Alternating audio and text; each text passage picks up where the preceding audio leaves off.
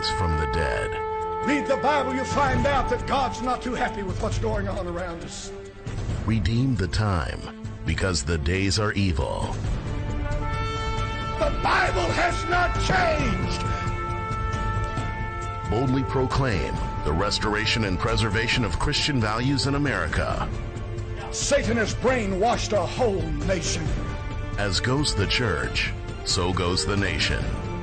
Nobody's convicted of anything anymore. And now, here's Last Call with your host, B.J. Edwards.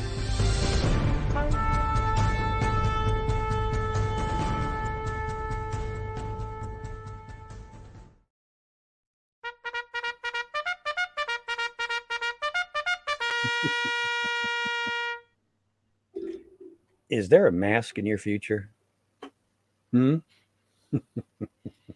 Wow. The more things change, the more they remain the same. Do you remember Mr. Anderson? I think it was in March of 2020, one of our programs, we noticed the inconsistencies with the vaxxers and the masks. Oh, yeah. Yeah. Experts flip-flopped on nothing and then decided to recommend the general public wear masks. When, be safe, right? Be on the safe side. Well, it started, you could wear a bandana. When they, Yes, true. So we all looked like bandits running around. Yep. And then you didn't know who the robbers were anymore. That's right. That's good. Or the ones that are breaking into the stores and on the West Coast. It's just incredible. And there's a subset of people committed to an ideology that demands blind compliance with Big Brother. Just do what we say, Mm-hmm. and you'll be safe. And this fundamentally and permanently changed their lives, securing faith in their fearless leaders. Masks instantly became an opportunity, not to prevent the spread of infection, mind you, but to signal allegiance to the correct set of views and maintain an unearned, inflated sense of self-importance. Well, folks, it's deja vu all over again. And we got a lot of characters out there telling on each other. Mm-hmm. Mm-hmm. Just that guy isn't wearing a mask. I'm going to report him. Yep, they'll be there. They were there before. Nazi neighbors. Yep. Lionsgate, and we know this is coming, a major motion picture studio based in Los Angeles, is requiring employees to wear masks again. And Atlantic College is instituting mask mandates and canceling on-campus parties, even though no one has the virus. But the mask mandate comes with a series of other protocols. All on campus must adhere by. Some of the rules inside for the COVID-19 college-initiated contact tracing, temperature checks upon arrival on campus, and like Mr. Anderson said, reporting on your neighbor. And of course, back to California, the Golden State's largest primary care provider is also reinstating mask requirements. Did I mention that Joe Biden's regime announced they can plan to spend $5 billion to develop the next generation of COVID-19 vaccines? Great, yeah? Another jab few people will beg for with the same predictable outcome. And what about those folks who are still wearing masks? Fanatics for masks? Get your pencil and paper out, Mr. Anderson. If you will, or what I like to call mask-natics. Fanatics for mask? Mask-natics. Got my pencil. Did you get that down, Mr. A? Mathematics. Mask-addicts. Mass addicts. Fanatics for mask. Mask-natics. N-A-T-I-C-S. By the way, there's good news on the finance. There's always good news. It's BJ, Mr. Positive, right? Pollyanna. On the financial front, especially if you retirees want to make a quick buck, might I suggest investing in Cardinal Health, Honeywell International, or 3M Company? Why? They are the leading mask supply leaders in the world. I think, you need to be careful with this. Asking how much their productions has increased over the past few months might just open an eye or two. What do you think, Mr. Anderson? I think too much. Maybe we need a disclaimer before we go too far. All right. I'll get to that. You're about to listen to 2 hours of opinion and entertainment supplied by Last Call Radio. We're not doctors, lawyers, politicians, scientists, professional journalists, nor do either of us hold a doctorate degree in anything. Not that this would make any difference this day and age. Our opinion, of course.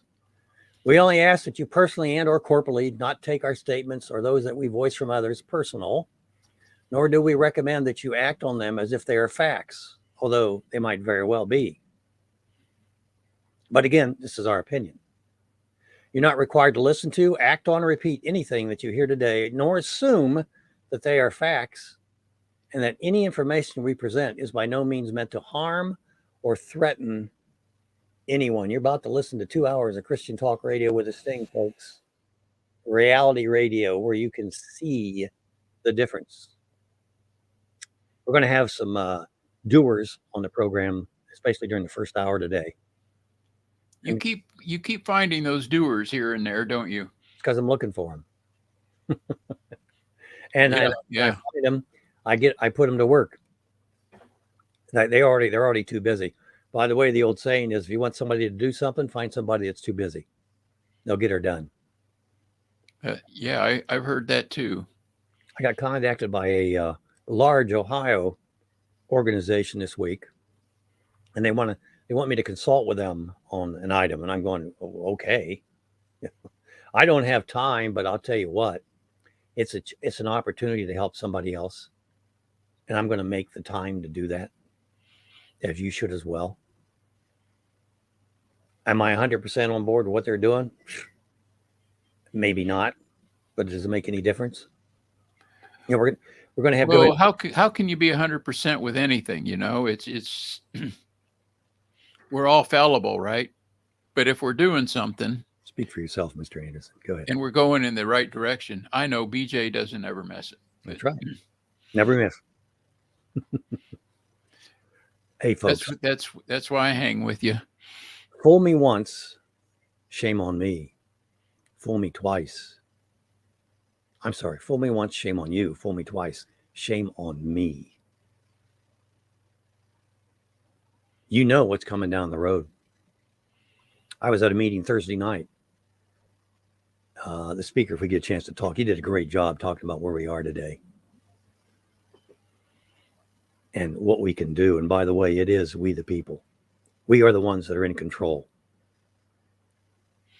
Nobody, I don't care who it is, they're not in control. We the people are. That's why they spend billions of dollars on advertisements, so they can get to us. And mass mania is about to begin again. At the end of the meeting, I went up to the podium and I said, by show of hands, how many think that masks are coming back? Everyone in the room had their hands up. How many think we should do something about it? Everybody's hands went up. How many think we should wait until it comes to us? Hesitation. And my message was, as it is going to be this morning, we need to get ahead of this. We need to nip this in the bud. We need to start playing offense. And we're going to give you some ideas in terms of how to do that and who to go to. And who to work with, to be honest with you. Good deal. So we're going to encourage you to start playing offense. There might be some doers out there that need direction. Yep. And toot your own horn. Toot your own horn. Do we have a prayer?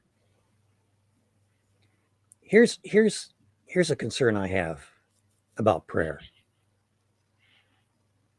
God hears your prayers, and I think he's looking down and saying, I see you haven't moved yet. And of course we say, well, that's right, Lord. I heard your answer, and I'm now waiting for you to fix things.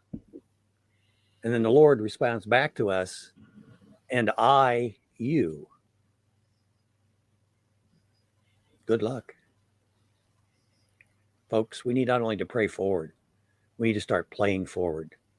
Offense, if you will. Praising doers. Coach, bring Meyer in. I want to see if Meyer has anything to say about this. Good morning. Good morning, Meyer. What What do you think, Myra? What do you think about the prayer thingy?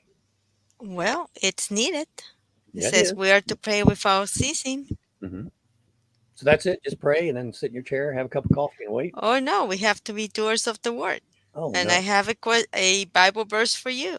Okay. Holy Spirit, you're always welcome to Last Call. Make yourself at home.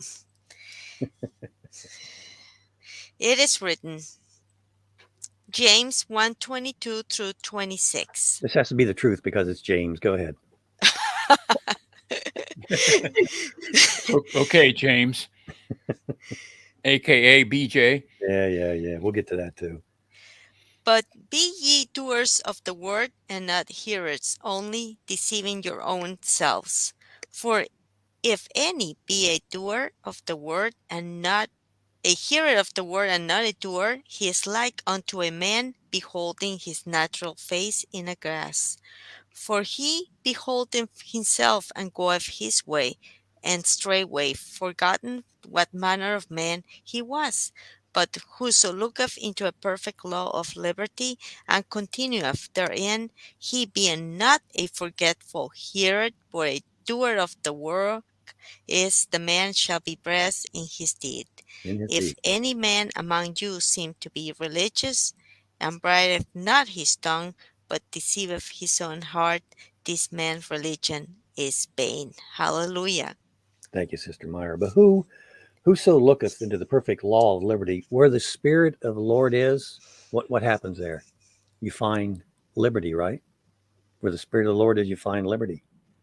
And if any man among you seem to be religious, seen praying, quoting the Bible, not saying that's wrong, that last part, not his tongue, but deceiveth his own heart, this man's religion is vain. Folks, I can tell you from personal experience, when we show up, when Christians show up and we're in God's will, we win. I was in Florida, I think this is a decade or so ago. Kent Hovind, I don't know how many of you know who he is. He's a very effective evangelical creationist. And he was making an impact on the public opinion in the world. So the federal government sent the IRS to come after him. They stuck him in prison. And their intention was to keep him in prison for the rest of his life. For the rest of his life. We showed up in Pensacola, Florida. And there's 12 jurors, okay? They took him back to court. There's 12 jurors. And some of us preached on the corner. Some of us sat in there. Some of us talked to people in the community. At the end of that trial, one person can make a difference. One person on that jury voted not to convict him. And guess what happened? Well, they didn't convict him. So it's not over with yet. These Energizer bunnies are going to take him back to court. And we got a hold of a lawyer with the help of Coach Dave Daubenmire and talked to that lawyer about the court case. He did some research, and the result of his research, this prosecutor decided not to pursue the case any further. In every federal case, there's one mistake that's made. That was the assumptive that this lawyer had. And sure enough, they found it. And because of that, Kent Hovind is walking the streets of America again. And has been for decades. Building his dinosaur world down there in Alabama, I think. It's not been easy. It's not been easy. But it is possible. It is possible. Hey, we come back. We're going to talk about doers. We're going to give you something to do, ask some questions. You got to be able to answer these. And by the way, are we winning? After the break, BJ Edwards along Mr. Anderson, your last call.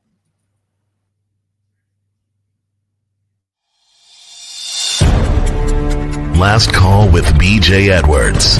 Real talk about real life.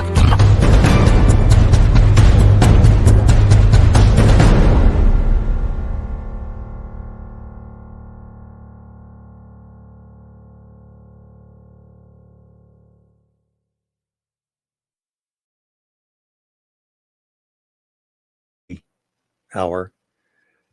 This, maybe a month ago, I talked with a young lady in New Hampshire, a state representative there, a doer, and asked her about starting a project for the Natural Family Foundation called Homeroom Mothers.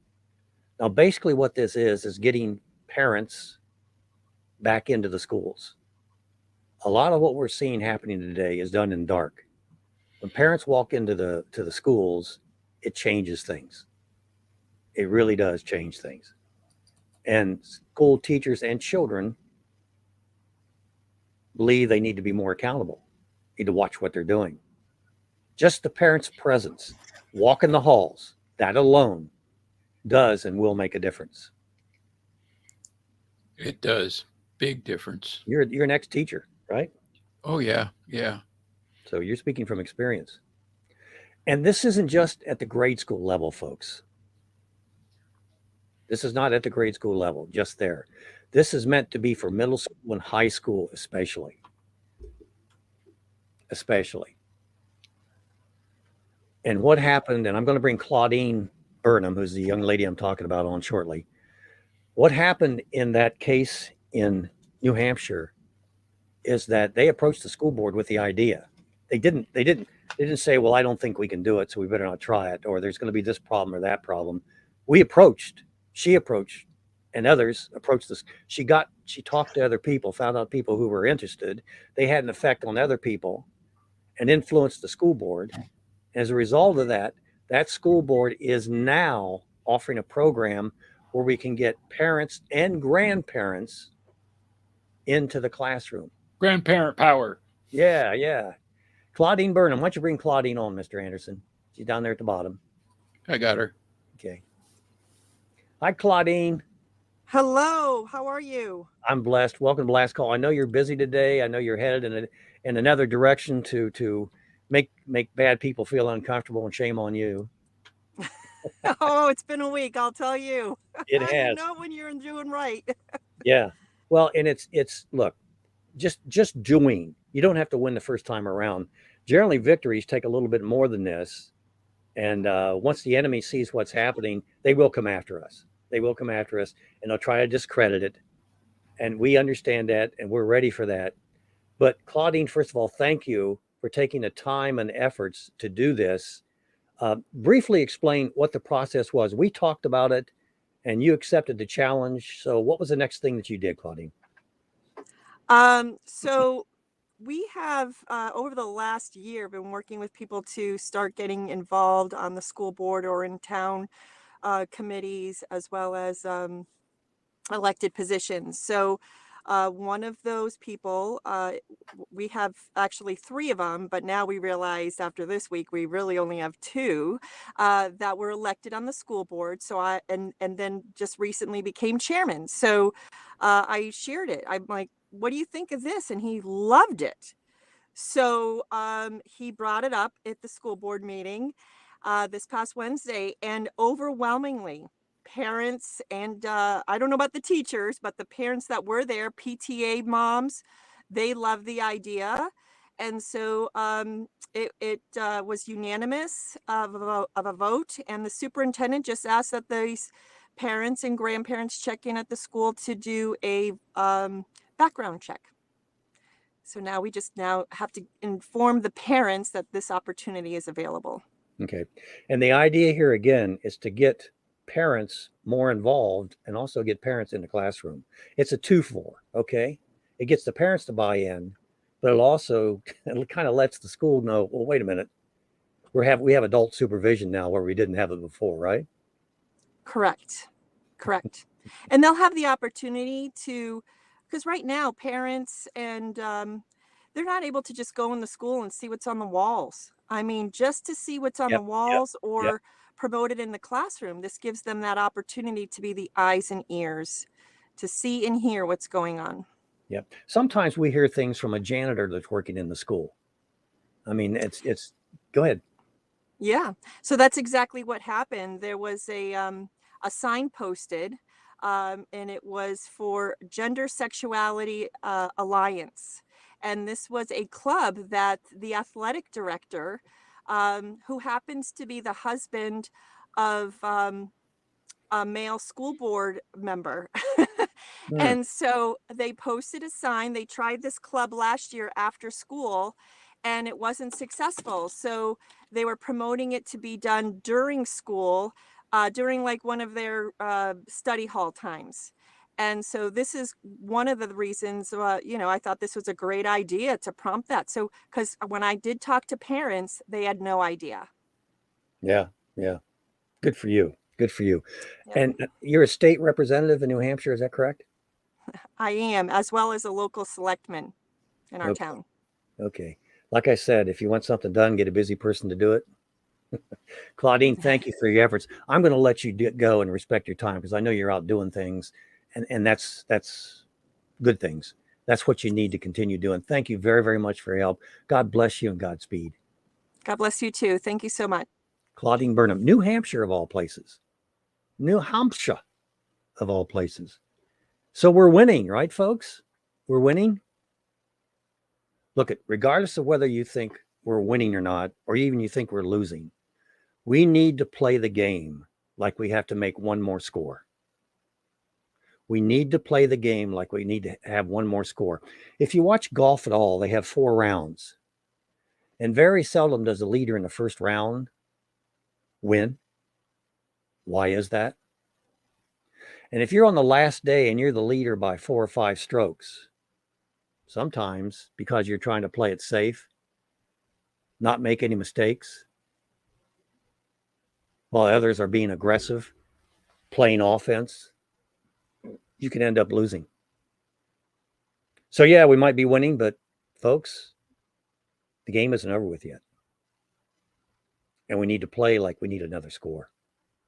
We need to play like we think we can get another score. That's very, very important. Very important. So keep that in mind. We are winning. We are winning. We need to run. Huh? We need to run up. We need to run up the score. Well, yeah, but even then, when you run it up, Mr. Anderson, there's no guarantee. Well, you can't relax, Right. but it'd be nice to get some points on the board and keep them coming. Yep. And we know the mask thingy is coming. We know that. They're going to try it. And if there's no resistance, then there's going to be an issue. They're going to win. Here's an example of what you might do or might think about doing and doing it in your own way. But what would happen if your local church, business, services, even schools, but especially churches, announced this Sunday? See, this is proactive. This Sunday, regardless of what the government demands on healthcare in the future, we've seen it happen before, the wearing of face mask or a medical device or even a vaccine will never, ever be required.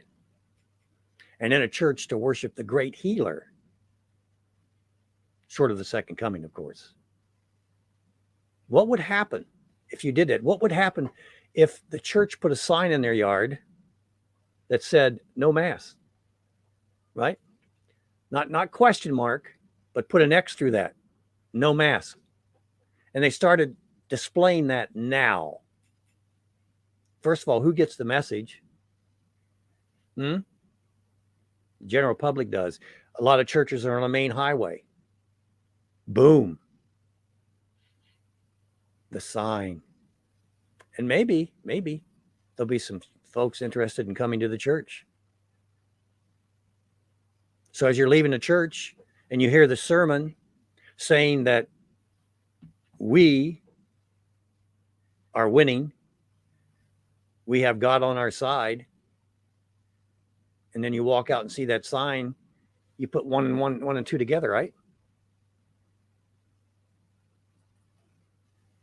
A business can do this. Anyone welcome. Only thing required to bring of paper is money.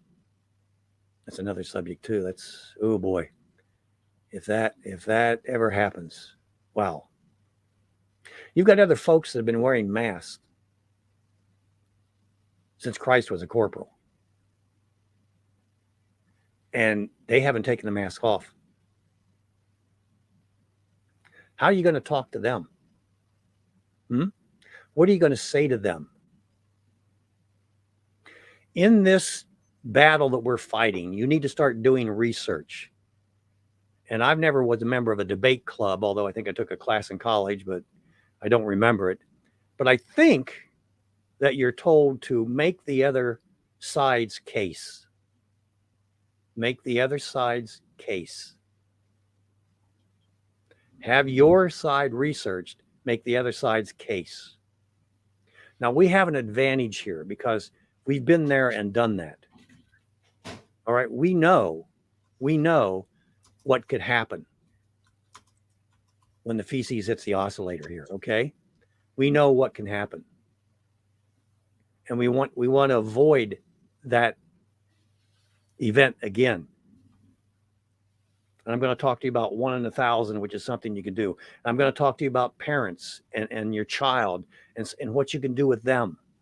There's all kinds of resistance here, but you have to look at this as an opportunity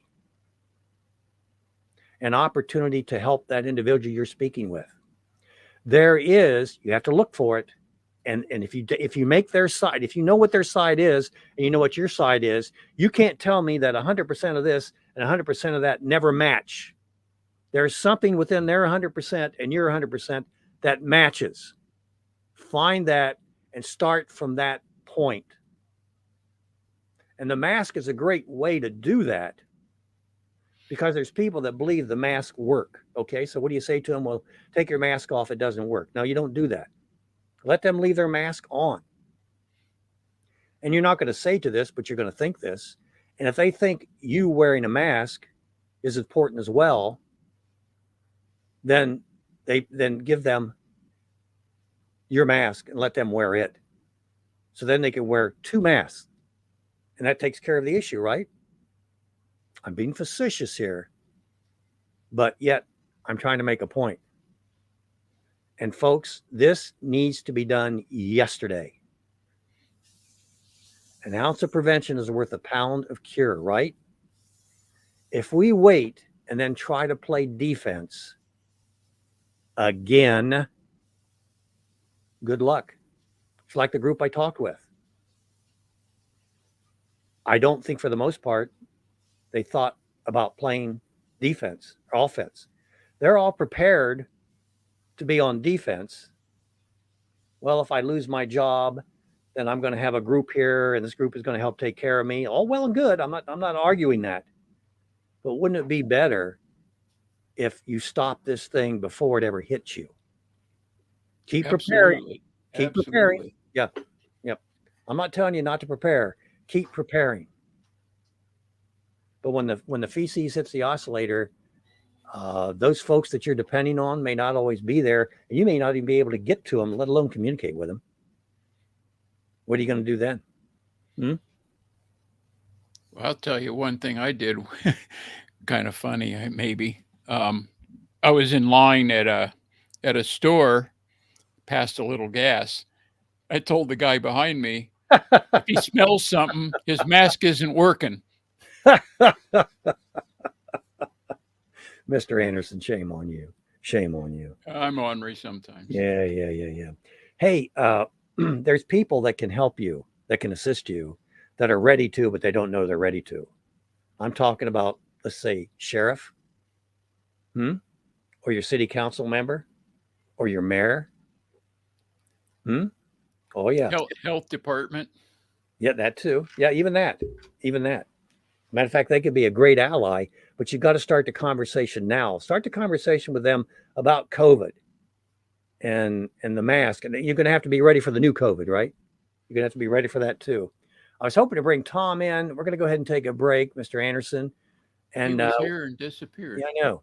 When we come back, he's out getting signatures today. So he probably had to excuse himself to get a few signatures. Shame on him when he could have had a beautiful appearance. Signatures for what? Oh, getting ahead of the game here, I guess. Something to do with health? Health and healthy people. Yeah. Stay healthy. Not being required. Medical right to refuse, which is more important now than ever, especially with the mask coming back. BJ Edwards along with Mr. Anderson, this is your last call. Stupid parents. Stupid parents. Last call with BJ Edwards. Real talk about real life.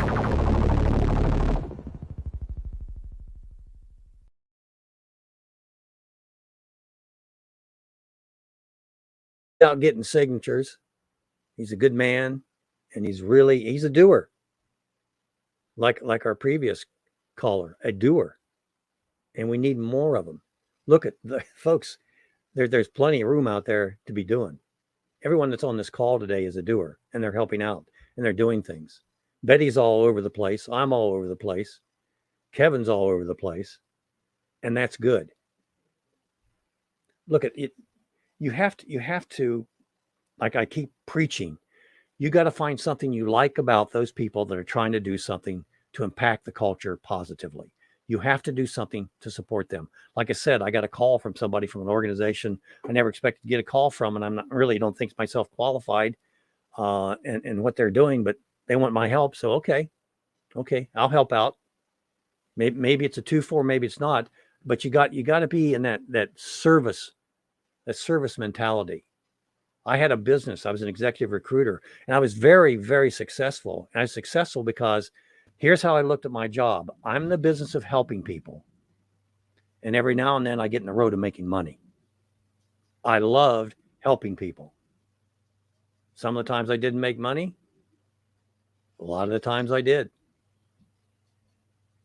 When you talk to your sheriff, well, let me talk about stupid parents first, because this is something you're really going to run into. Stupid parents, huh? Yeah. Betty says she's going to be in Cambridge with Right to Life signs. Betty, good for you. Bravo. When you talk to your children, and I mentioned this before, they're not going to respect you. They've been taught not to respect you by the government-run schools, by the government itself, by advertising. If it feels good, do it, right? By the movie industry. Be true to yourself. Go for it. If it doesn't hurt anybody else, don't worry about it. Children who you gave life to and who you'd give your life for, right? Well, first of all, your child needs to know that. That's how that conversation needs to start. And then when you start exchanging ideas and your child's, for the most part, is not going to agree with you, you're going to have to ask them, I'm curious, where did you get that idea? Did you get that idea? You don't have to say this, or you can. Did you get that idea from somebody that would die for you as well? Heck no. Nope. Where did you get the idea from? And what makes you think that I would lie to you if I'd give my life for you? What makes you think that?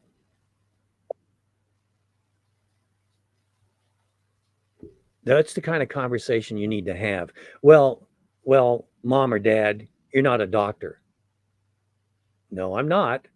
But I don't have to have a doctor to know that I'm not being treated properly, that I'm not being cured. I don't have to have that. And I know of doctors that are giving advice that makes sense to me, not to Bill Clinton or to George Bush or to what's his name it's sitting in the presidential office right now. Or for that matter, the pharmaceutical industry or other big businesses that are making money off of you, in part probably because you don't trust me. You're not going to use those words, but that's what you want to indicate to your child. The bottom line is your child needs to know that you would love them and you would die for them.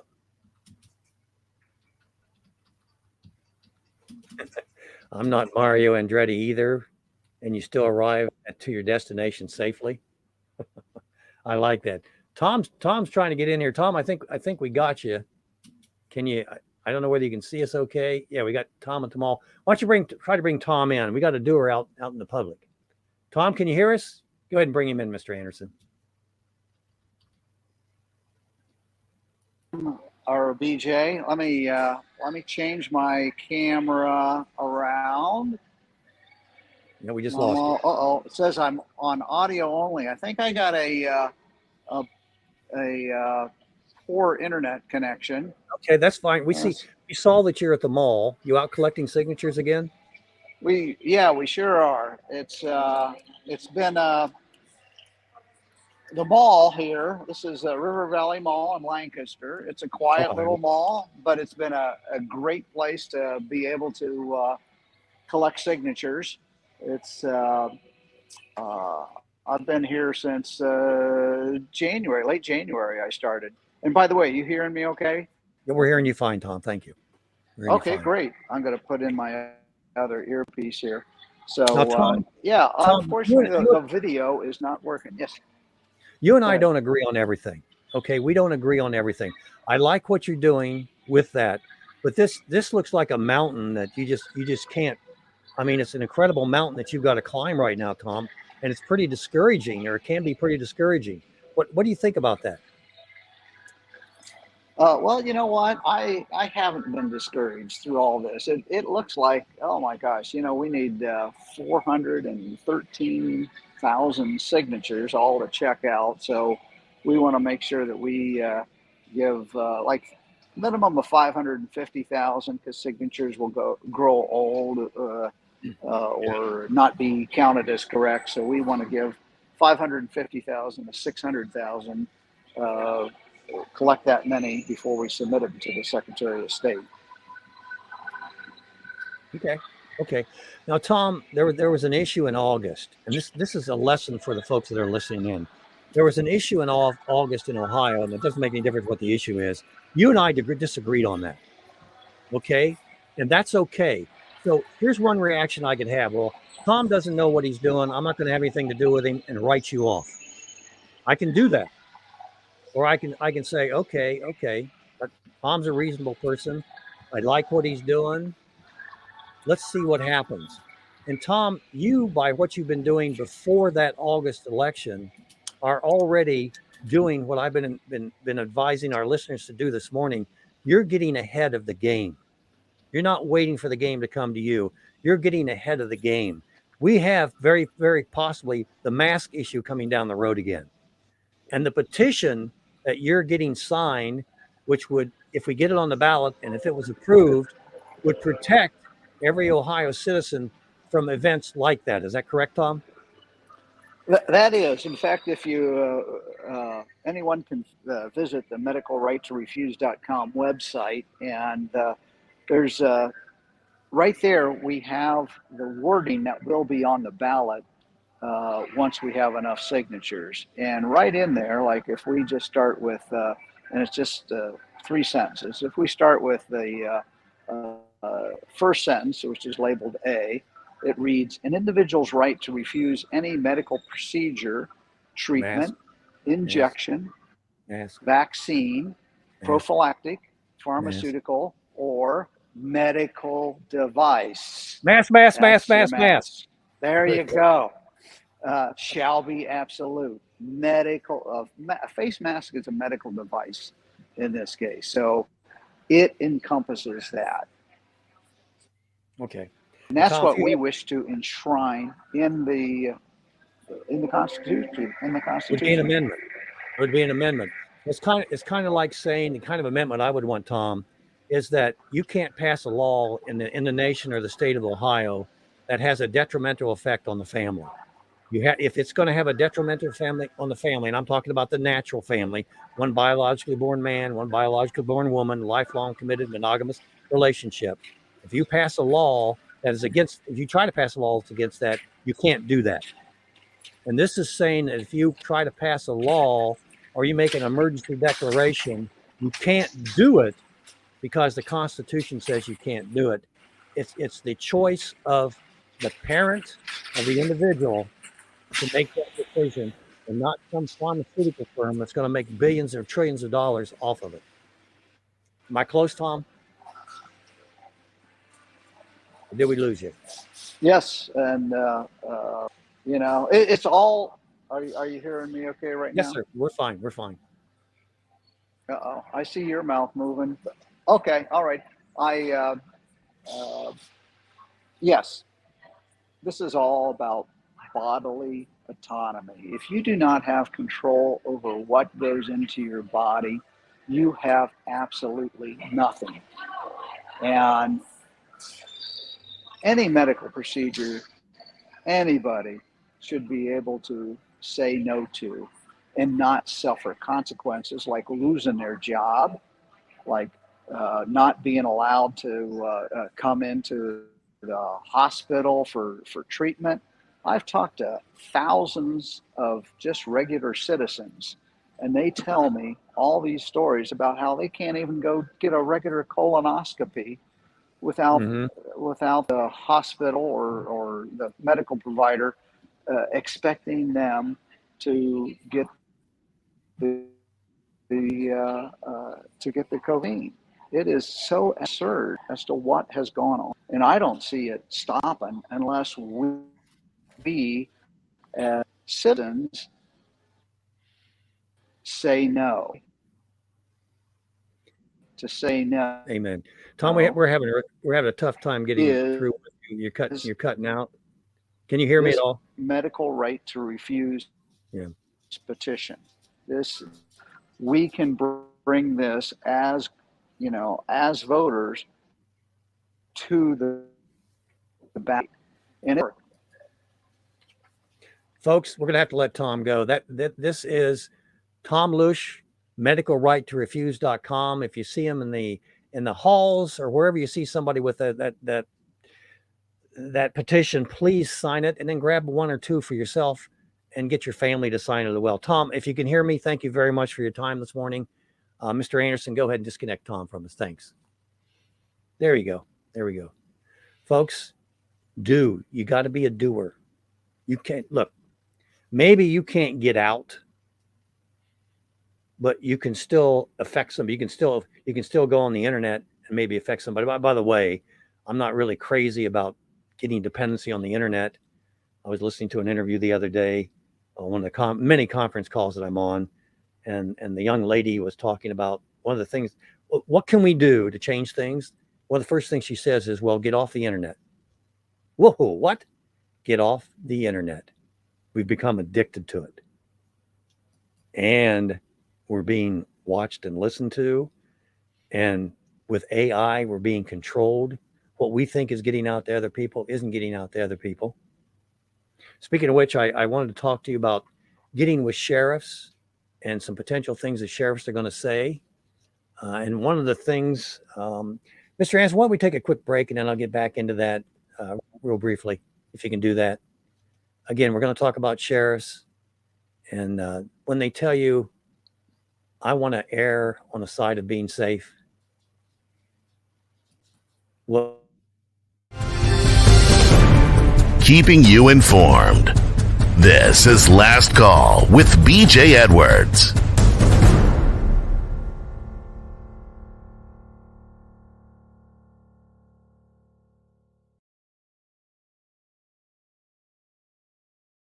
talking about masks, and I think we have, We have Tom back. yeah, there's a movie, The Return of the Mask, and there was a Star Wars, and I think we have Luke's dad here somewhere today, and maybe Luke dads can speak about masks. Do we have Luke's dad there? Yeah, there he is. I'm going to go ahead and add him to the screen, Mr. Anderson. We have Oh, you did it. Then I did it. Luke. Yeah, I said I was going to add him. We have Luke Skywalker's dad. Mr. Skywalker, how you doing this morning, and what's on your mind? You got to unmute yourself there, sir. Oop. I don't know whether to, can you hear us? Martin, can you hear us? I'm sorry. It was, with the light year differential, BJ Edwards, it took me a second to get to your time zone. Okay. Yes. Hello, everyone. Luke's dad here. just to remind you to wear your mask. You don't want to be visited by the stormtroopers now, do you?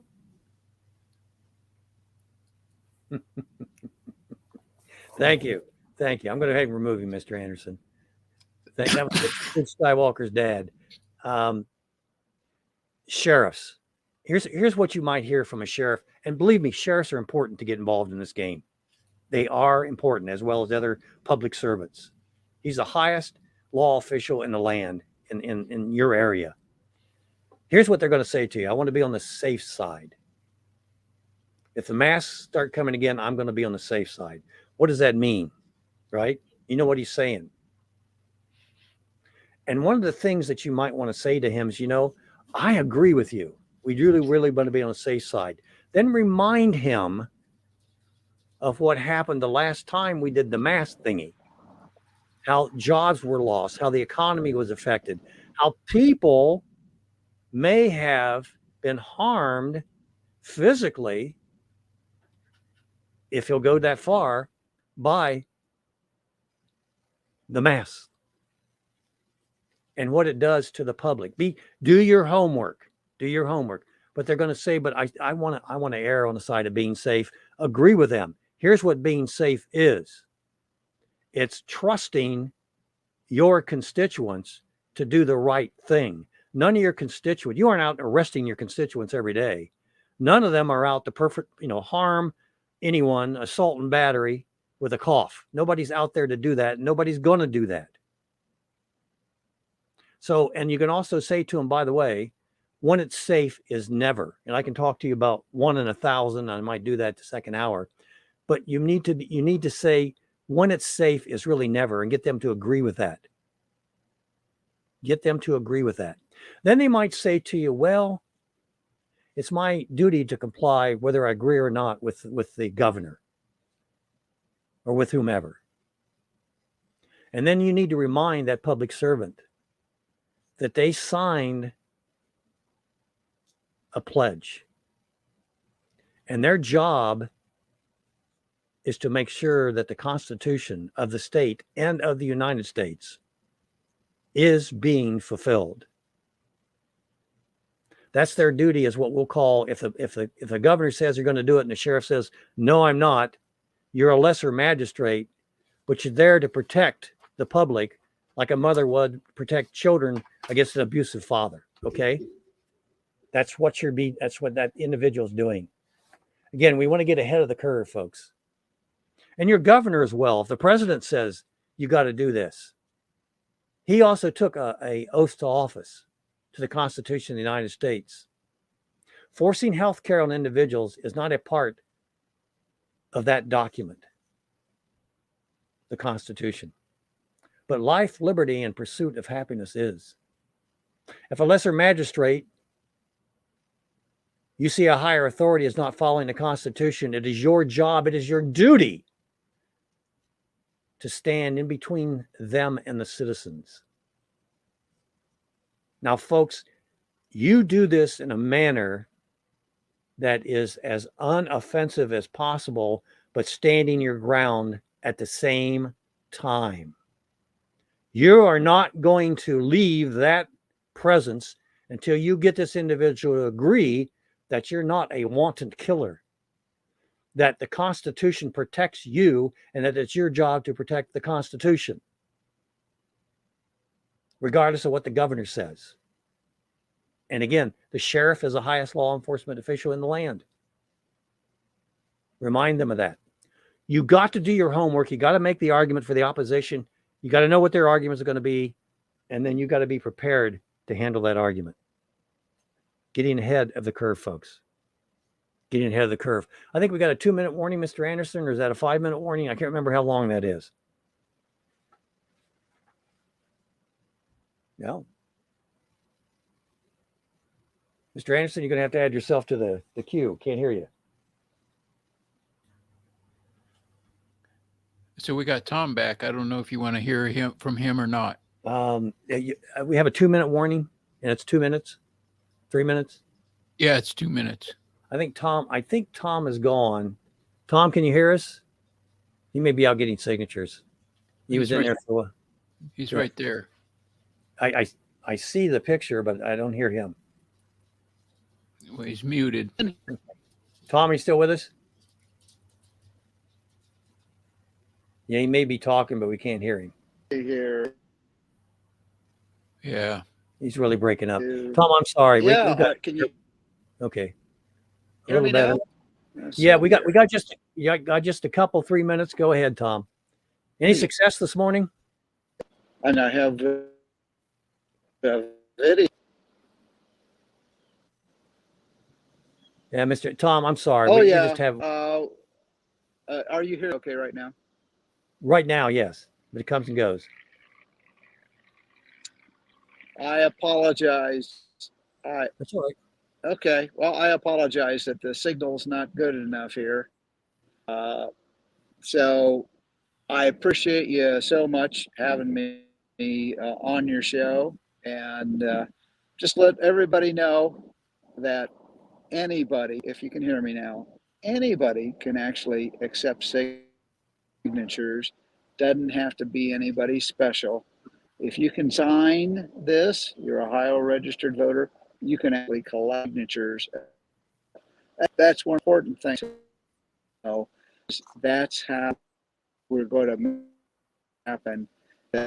All right, Tom. Thank you very much, sir. And are you hearing me okay, right? Yeah, you're breaking up though, Tom, coming in and out.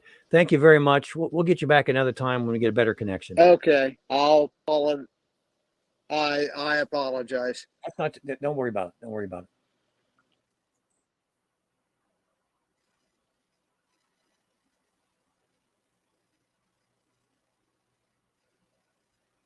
Back with him. I'm not too awfully sure. I got Jimmy, who is a candidate for the forthcoming election. I don't know what election you're talking about, Jimmy. That's from our comment section. If you can be more specific.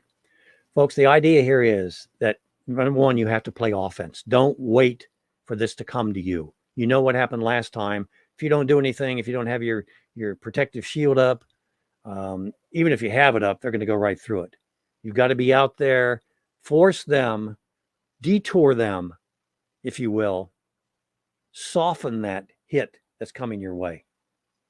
You need to prepare that. The sheriff is a good place to go to, maybe even the local police chief. Talk to them, talk to your school board members. Hey, I'm going to come to a school board meeting and I don't want you to keep me out because I'm not wearing a mask. Let's talk about this. Maybe not do it in that direct manner. Maybe, like as usual, ask a question. Hey, I really appreciate being able to sit in these school board meetings. By the way, you're probably going to be alone, which ain't good. Or city council meetings. I really appreciate this and really want to continue to do so. And I know the general public would like to as well, but if they're afraid that they're going to be forced to do this and that and the other, then you're going to limit the number of people that come to the meetings, and you don't want to do that, do you? I'm just giving you an example of what you might say to one of your local officials. Use your imagination. You can get in contact with me, jr@naturalfamilystrong.com. And if you got a question, go away, fire away at it. But we want to help you here. Go out and get in the game, run a play or two, and then let us know what the enemy did. And number one, you're advising us to something we probably don't know about. And if it's something we do know about, we can tell you, here's what you need to do, and be prepared to do that. This is, look, aren't you tired of sitting at home and complaining? Or is that what keeps you sitting at home? The complaining, all the bad news you get from all the major news media, including, or maybe even especially Fox. Can't do this, it's helpful. Oh yeah, if you elect more Republicans, sure, that helps, right? Yeah, that really helps. Folks, when you're baking the cake, and I may get into this in a second hour, when you're baking that cake, understand that it is you and your fellow Americans who elect those public service that put the ingredients together that make the cake. Don't blame it on the former vice president. Don't blame it on your representative. Take responsibility yourself and take action yourself. Act forward. Step forward. It's critical that you do that. Critical. Second hour, We're going to talk about the sounds of music and how soothing and how irritating they can be at the same time, but how important they are. Stand with and defend anyone being oppressed in your presence for not participating in the various Branch Covidian religious cult practices, mask wearing, shots, etc. Good point, Bushman. Good point. Mr. Anderson, you got a 2-minute warning for us? When we come back.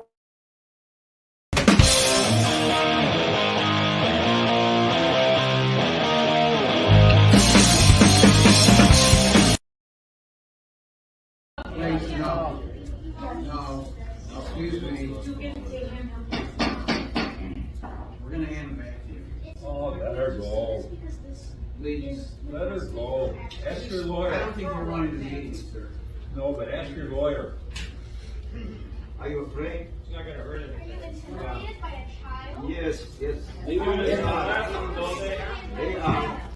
They're afraid. Pornography, what you want. Ask your lawyer. It's scary.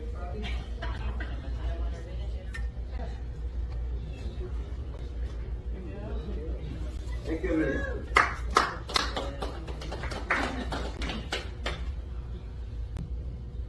At the end of the last board meeting, a few of you board members were triggered by the facts and truth my mom, myself, and a few of the other commenters spoke about. I did a bit of digging online, and I discovered a way to follow up on the airing of your grievances regarding the public speakers at these meetings. It is called the Hurt Feelings Report.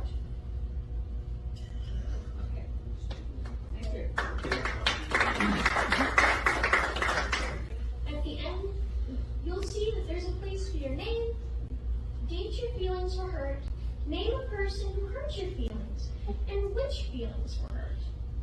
There's also a part to document your injury, such as which ear were the hurtful words spoken into. Is there permanent damage to your feelings? Did you require a tissue for your tears? And if the words resulted in a traumatic brain injury? Part 4 of this report is important for you to know. You can mark all the reasons you fill in the report. Some of the reasons are as follows. I am thin-skinned. My feelings are easily hurt. I didn't sign up for this. I was told that I'm not a hero. I was not offered a tissue. I want my mommy and other options. Again, you can check all that apply to your hurt feelings. There's additional space for you to explain more in depth on how your feelings were hurt. The bottom of the form reference is the department. The department refers to the parent attendees of these meetings. The statement on the bottom of the report reads as follows. We, as the department, take hurt feelings very seriously. If you don't have someone who can give you a hug or make things all better, please let us know, and we will promptly dispatch a hugger to you as soon as possible. In the event a hugger cannot be found, an EMS team will be dispatched. If you are in need of supplemental support upon written request, we will make every reasonable effort to provide you with a blankie, binky, or a bottle if you so desire. Remember to sign the form, and you can present it to all the parents at the next meeting, since they are the people responsible for voting you onto the board. They are your bosses, and will determine if your grievances are legitimate and if actions should be taken. I'm sure that they will be as attentive to your complaints as you've been to theirs. Please feel free to make copies of this blank form so you can file hurt feeling reports in the future when you feel any of the public speakers at these meetings are in violation of their personal rights. Thank you.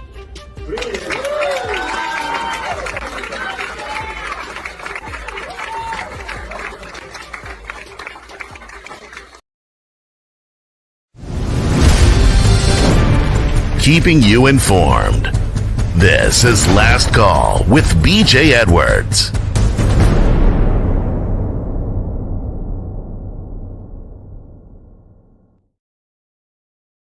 Second hour. Second hour. Thanks for sticking with us, folks. There's a very popular country music song going around, and I want to talk about that. That's all you get. Who's calling me? That's all you get. Let's see what we got here. That's all you get from the public, from the news media, is negative news, negative news, negative news. That's what you hear from the schools. That's what you hear from groups that are out there. Everything is negative. There's all kind of problems. The world's coming to an end. The second coming is coming. All right. Now let me tell you, first of all, the brilliance of what has happened here. And it's something that I think the Spirit spoke to me the other day. Like Coach, I do a lot of grass mowing, and it kind of hits during those times. All this complaining, the country music star who sang Rich Men of North of Richmond has reached the top of the charts. A song that has become essentially the new national anthem of our Christian conservative community. And again, I might continue to want to make friends with my conservative, which I consider myself to be one. I have a question, which is going to make the point. Is Oliver, and that's Oliver Anthony, is the fellow that's doing this, is Oliver's offering, his song, putting music to the constant complaints that are being registered by the aforementioned block of citizens? In other words, the lyrics are all the complaining that's going on, and this gentleman has put music to it. Music plus lyrics. So the genius is nothing more than simply putting music to Big Brother's wordsmith lyrics, fear-mongering, which we seemingly cannot get enough of. And I ask you the question, is this why he's so popular? Think about it, folks. I'd love to hear your responses. I'd love to hear from the panel with regards to this. Again, what I'm saying is that this gentleman, Oliver, has put music to what we're complaining about all the time. And we like it because this is what we want to hear. We want to hear that rich men, by the way, that's a Democrat, conservatives, that is a Democratic ploy. Get the rich man. Right? Get the rich. And you're hopeless. I just can't wait till I get to heaven, right? Because things aren't going to. Think about his lyrics. Think about what he's saying and tell me I'm wrong. This kid has put music to our complaints. Now, what should we do about that? Other than noticing it. While you're thinking about it, we talked earlier about being safe. And 1 in 1K is what I want to talk about. 1 in 1,000. I get Quora posts. Quora is a very liberal site which likes to ask penetrating questions. They know the masks are coming. Question. Would you exclude a child who was unvaccinated from a party if another child attending had a compromised immune system? You know what they're doing here? They're using the 1 in 1,000 ploy. Now, maybe the examples you give are 1 in 1,000, maybe 1 in 500,000, maybe 1 in 50,000. But again, this is about safety. So if the odds are 1 in 10, 1 in 1,000, 1 in 50,000, 1 in a million, are you still going to play it safe? This is about death. You could die if this doesn't happen, or if your neighbor doesn't do that. If your neighbor is speeding down the highway that's supposed to be 50 and they're going 70, what are you going to do? Now, I'll read it. I'll read ahead. In a heartbeat is the answer to the question. This is from Karen Davis, who bills herself as founder of Mean Old Moms Club. Mean Old Moms Club. Chapter 1994 to present. Interesting. In a heartbeat, she says. Again, would you exclude your child who's unvaccinated from a party? And here's what they do. Actually, I'm nastier than that. That was when my daughter was young, too. I don't care who you are.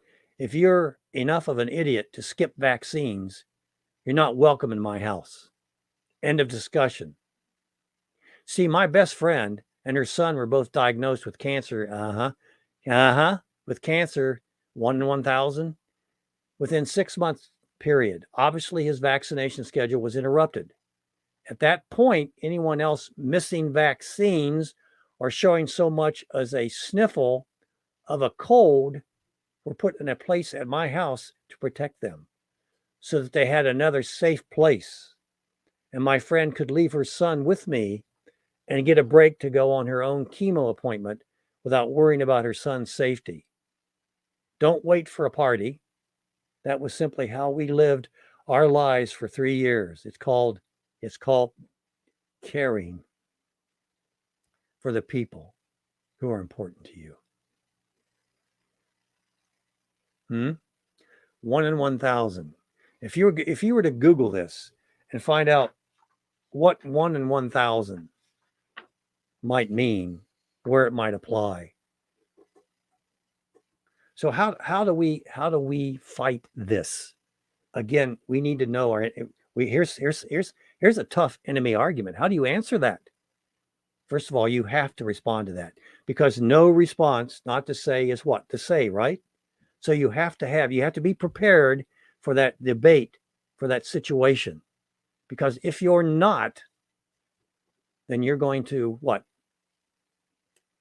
You're going to give the enemy some ground that they don't need. We need to start by thinking how to take the assumptive away. Part of that is start with a question.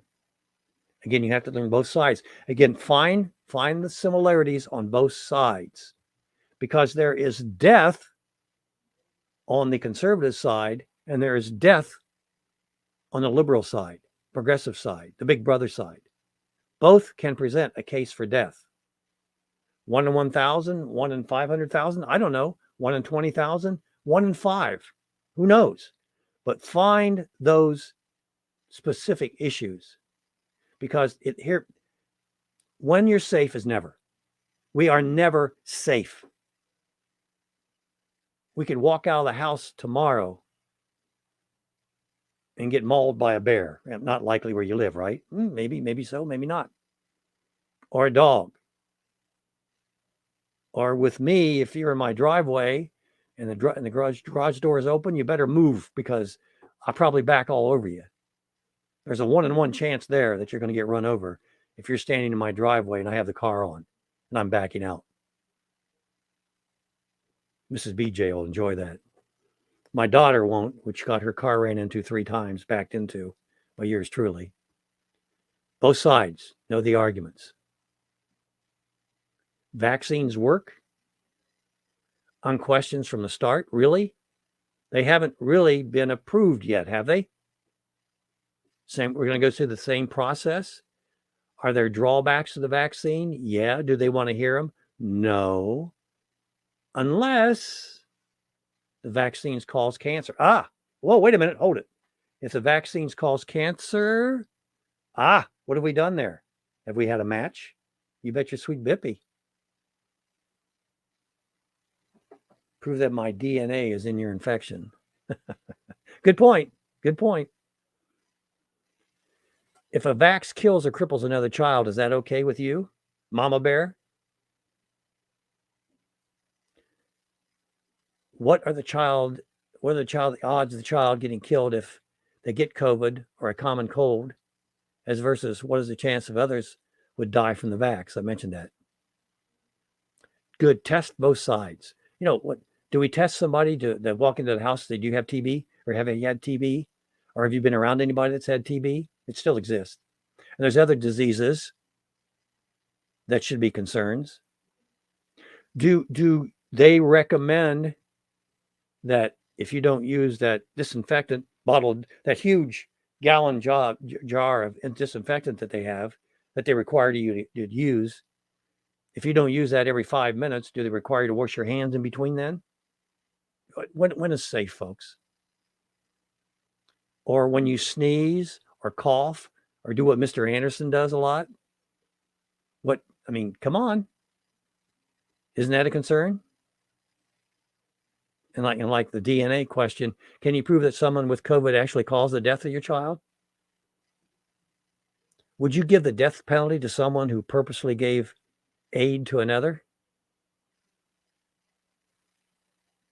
If there were a new COVID virus that was invulnerable to mask and had no vax or treatment, what would you do then? Of course, in this day and age, we cure everything, right? We cure everything. I think Myra had a comment to make. Yeah, we can go ahead and get Myra in. Myra, go ahead and bring Myra in, Mr. Anderson, please.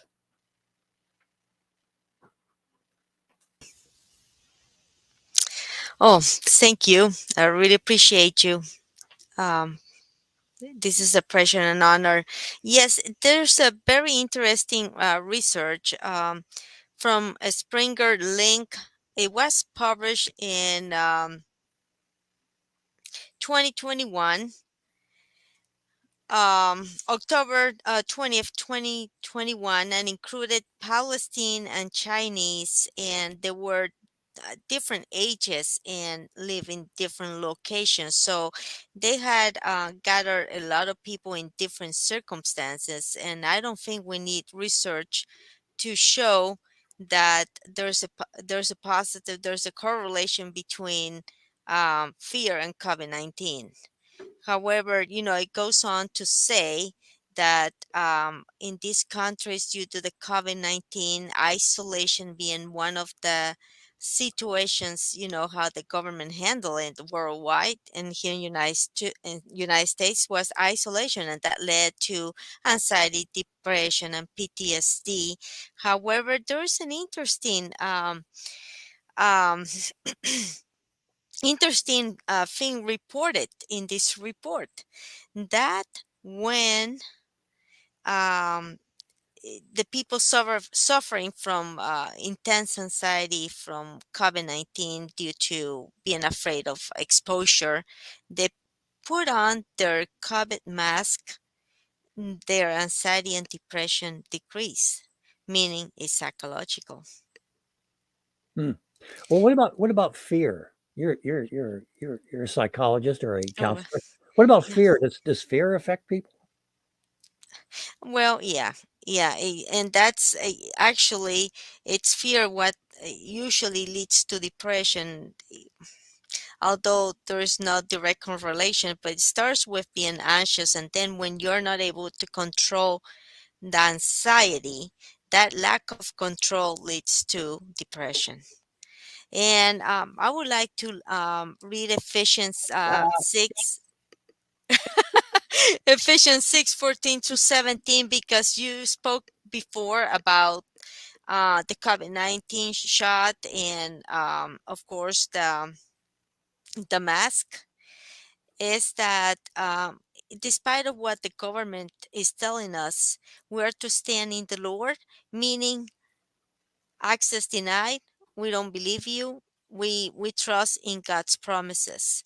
And Ephesians 6:14-17 reads, stand therefore, having your loins girt about with truth, and having the breastplate of righteousness, and your feet shod with the preparation of the gospel of peace.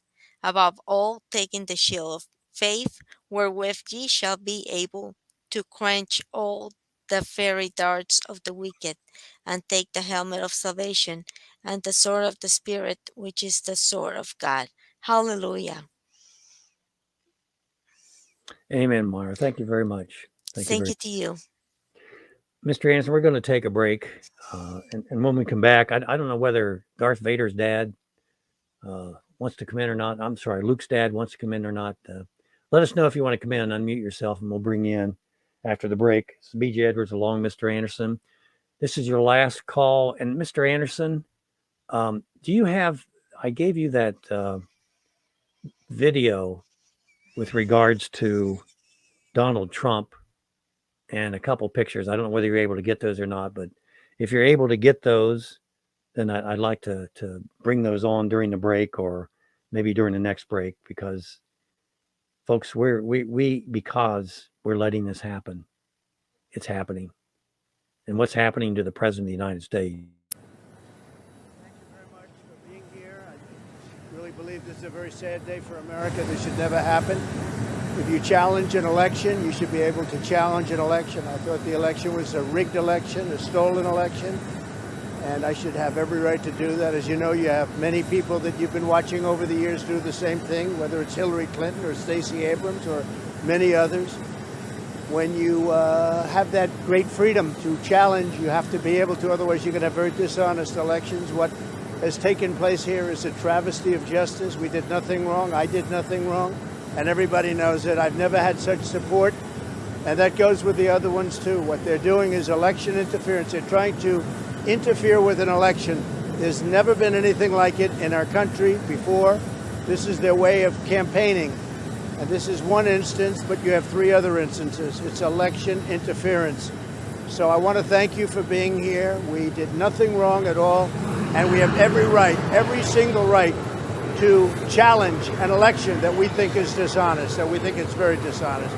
So thank you all very much, and I'll see you very soon. Thank you very much.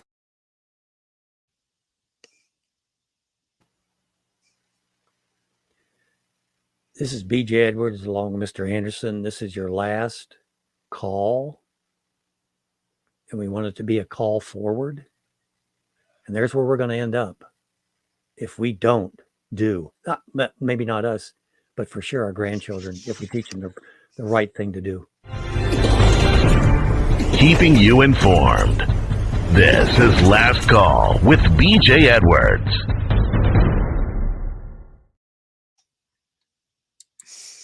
Dad, come back on. Folks, this is, please do something. You may not know it's right or not. You're not going to find that out until you do it. And you're going to find, first of all, you're going to find some new friends, and they're going to be good friends. They're going to be loyal friends. You're going to do that.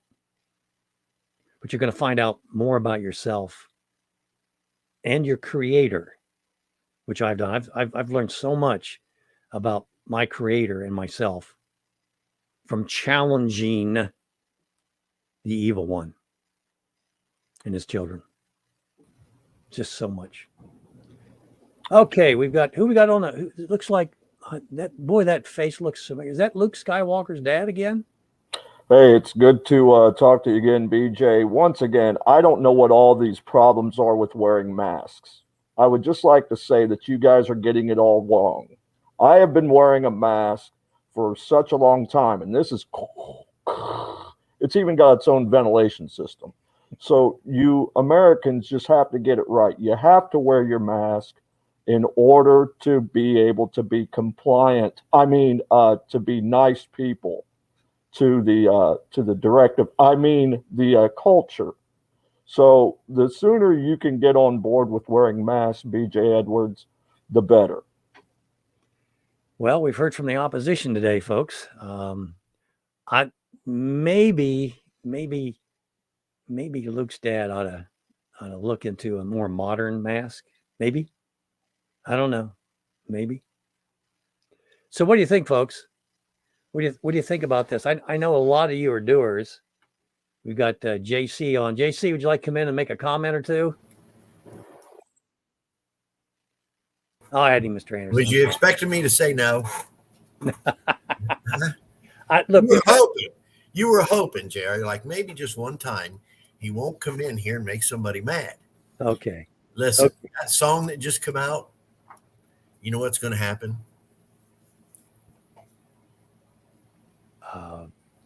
It's going to numb people.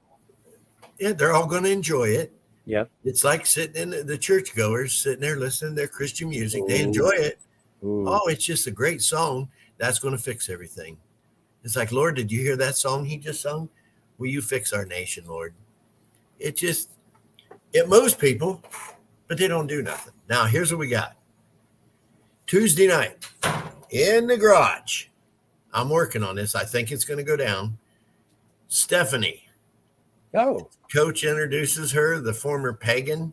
Yeah, she's a witch. In the witchcraft and the demonic and all that, fires and mask and hood garment. She wore all the stuff deep in that for 25 years. I just saw on the phone with her now. She's coming to pick up a vehicle. We have got raising that money to help her out.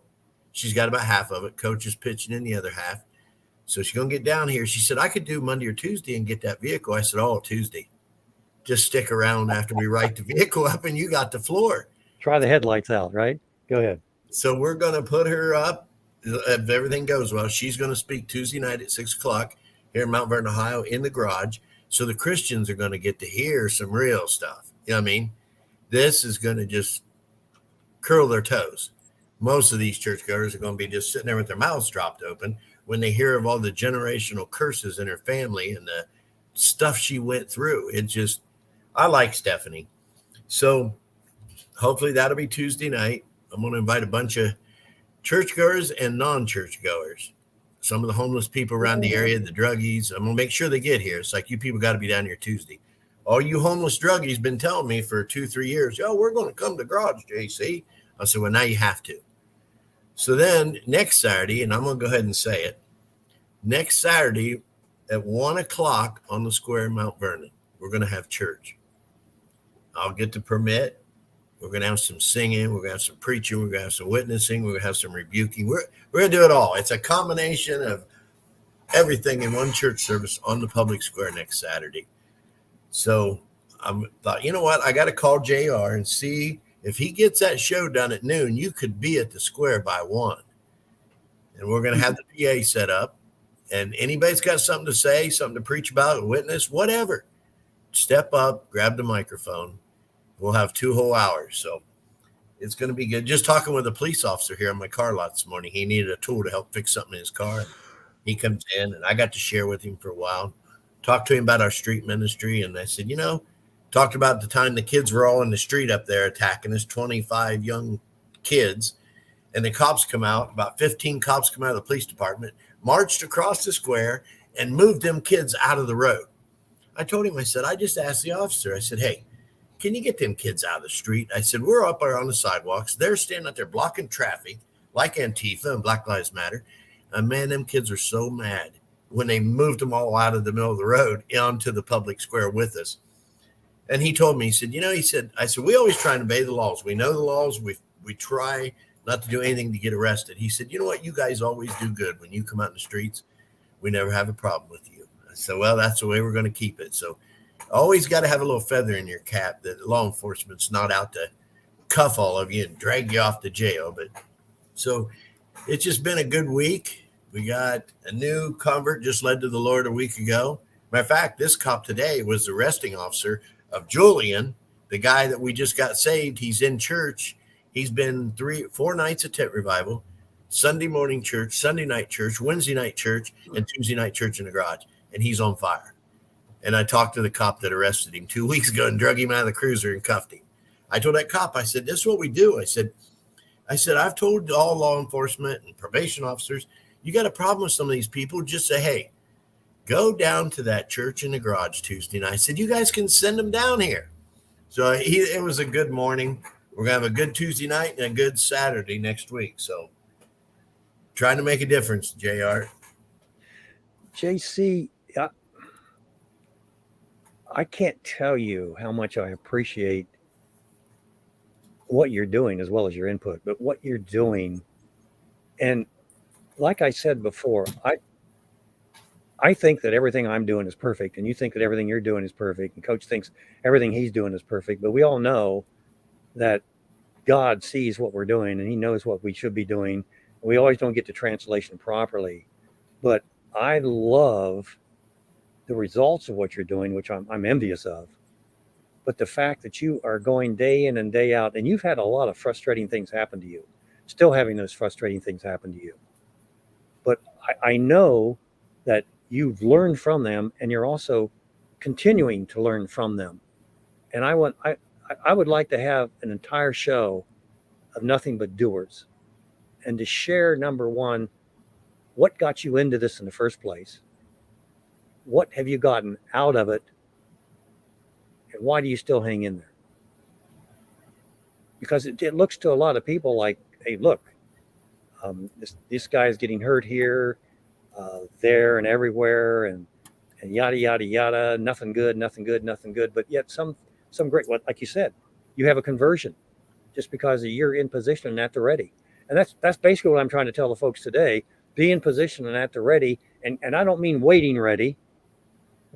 I mean prepared. And to be prepared, you gotta be in the battle. You can't just show up for the game and say, okay, coach, I'm ready to play. Well, where were you during practice? I don't need practice. I got God. All I need to do is just show up and he'll take care of the rest. Well, God does do that, but there's things that he sent before you. There's challenges he's put before you that you need to handle before you ever get into that battle. He's helping you prepare for the battle. And I don't know exactly what battle it is that you're being prepared for, JC, or battles, but I know that you're in the game enough that when it comes about, I think you're going to be, if not fully equipped, pretty close. What do you think? Well, we have no clue what's going to happen tomorrow. Yes, sir. No clue what's going to happen in the next hour.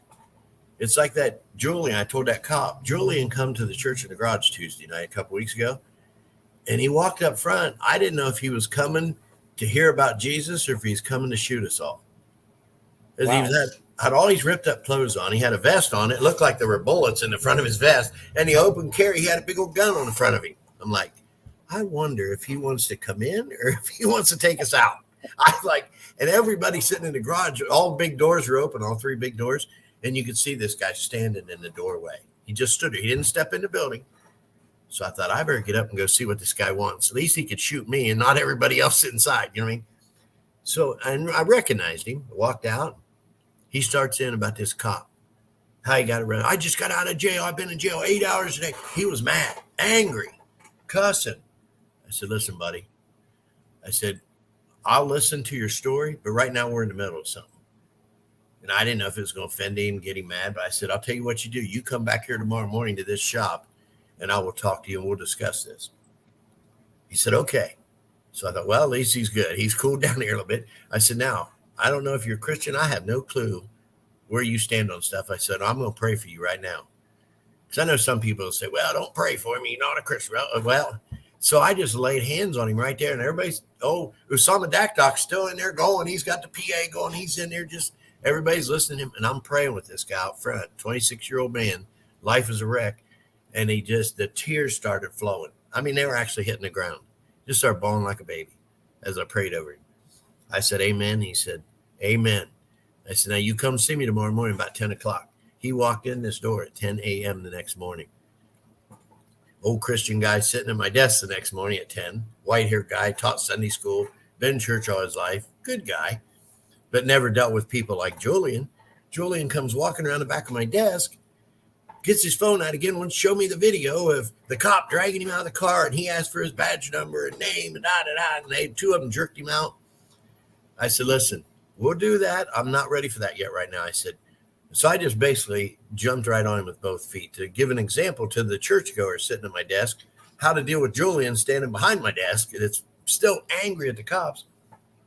So asking questions like, do you believe in God? He's like, well, yeah. I said, you ever go to church? He said, well, I went to the Catholic church one time and they helped me out. I said, no, that's not going to church. He said, well, I was baptized when I was a baby. I said, no. I said, here it is. Do you know what it means to be born again Christian? He said, no. I said, well, that's what we're going to discuss next. Not the cops, not you being in jail. So first we got some other things to talk about. Then we'll talk about the cops in the jail. So I said, what are you doing tonight? This was 10 o'clock in the morning. I looked at him. I didn't want to go through a whole big story with you, all that garbage. We could have talked for an hour or two. So what are you doing tonight? I said, I'm going to go hang out with two preachers. We're having our first night of tent revival tonight, tent meeting. So one old boy was a preacher down in Alabama. I said, he brings fire and brimstone. I said, you want to go? He said, yeah. I said, all right, give me your address and you be ready at 5:30. I got up there to pick him up at 5:30. He was ready. come out in his old ripped up clothes, gun on the front of him again. And I thought, oh my goodness, these churchgoers under this tent are going to freak out when they see me bring a guy with a gun. He looked at me, he says, can I wear this? His gun he's pointing to. And I said, do you wear that all the time? He said, yeah. So then wear it. You don't have change just to come down to the tent. I just wear it. So we get down there and everybody's staring at this gun. But I called Pastor Matt during the day. I said, you remember that message you preached a couple of weeks ago? And he was talking about Church of God people. He said, you Church of God people sit in this building. And if somebody comes in here, it looks like they might be out of place.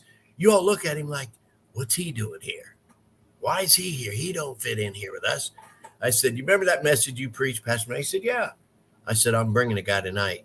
Looks like a druggie, carrying a gun on the front of him, ripped up clothes. I said, I'm bringing one of them to the tent. Pastor Matt says, hallelujah. He said, bring him. He said. So old Julian was 4 nights very vocal under that tent. One night the preacher said something about sinners. He raised his hand. He said, I'm a sinner. I think these people didn't know how to handle him. But the second night he wore the gun. The third night he come all dressed up, no gun. Fourth night all dressed up, no gun. The fourth night was he had his 9-year-old son. Called me in the middle of the day. He called me, JC. He said, I got my boy. We're at the barber shop. He's getting a haircut for the tent meeting tonight. And now these two went through 4 nights of tent meeting. Then he came back Sunday morning at church, Sunday night at church, Wednesday night at church, Tuesday night in the garage. He's on fire. He stood up in Matt's church here now Wednesday. Matt texted me or called me right after church, said, JC, Julian stood up and participated in the service. He said he read scripture. He said, matter of fact, he just didn't read a paragraph. He read the whole chapter. He's like, but some crazy stuff going on. But we ain't going to know unless we go out there and just throw some mud on the wall. That's what we used to call it. Just throw some mud on the wall and see what sticks. But you're prepared. Back when I was a drunk, here's what I told people. Back when I was a drunk and drug addict, I went out every day. Every day, right to my bar stool and 3 or 4 bars that I sit in for 8 hours. I'd go there every day. I had no clue what was going to happen. I could have been killed any day. Yep. You know what I mean? But now, just no alcohol or drugs involved. Just go out and do the same thing. If you're going to be sold out to an idea, just be sold out. Go for the gusto. That's pretty much simple. You know what I mean? Keep it simple and go do something. And you're exercising your muscles, JC. You're exercising before you ever get into the ring. And that is critical. And that's why doing something, even if you don't know whether it's right, just doing something, then you'll find out whether it is right or not. You might get lucky. You just might get lucky and do the right thing the first time. But if you don't, you're still going to learn. JC, thank you much for the it's wow. It sends chills up my spine, brother. I love you. I appreciate what you're doing. Mr. Anderson, can you take us to break? And I think Martin has a word or two to say. And Betty, if you want in, just unmute yourself and we'll bring you in soon. Okay? BJ Edwards along, Mr. Anderson. This is your last call with BJ Edwards. Real talk about real life.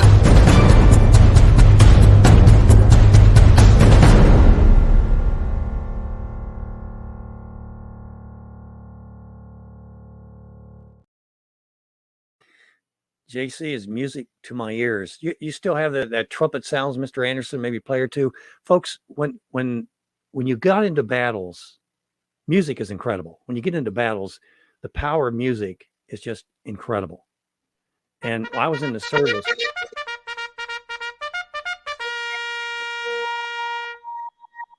Great. You would hear sounds like that to get you up in the morning, to get you ready for this. Hey, the sergeant's coming.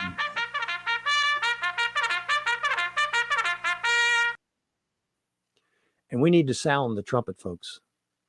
We need to sound the trumpet because we are in the battle and it's raging and it's confusing. But when you hear that trumpet and the sound of that trumpet and it tells you what to do, boom. Music.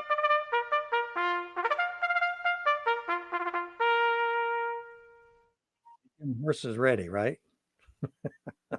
I just reading how the trumpet it made a difference, or the bugle, if you will, made a difference in war. I'm gonna bring Bushman on, Mr. Anderson, and I think he has a word or two to say. Brother, God bless you. Thanks for all that you're doing. Absolutely. Once again, BJ, thanks for my little satirical moves there earlier. But JC's got it right. A couple things that you've already spoken of, brother. First, I will talk about Oliver Anthony's song. You were around, BJ, in the 1960s, and so I'm sure you remember the soundtrack of the 1960s and early 70s during the Vietnam War. Yes, yeah. And a lot of artists came out to speak their mind on the subject of the war.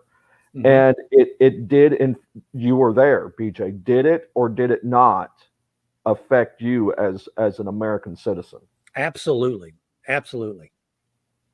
Confirmed So where I was at and told me where to go in addition to that. Not necessarily good places, but it told me where to go. I'm thinking particularly of the song by a band called Buffalo Springfield. Okay.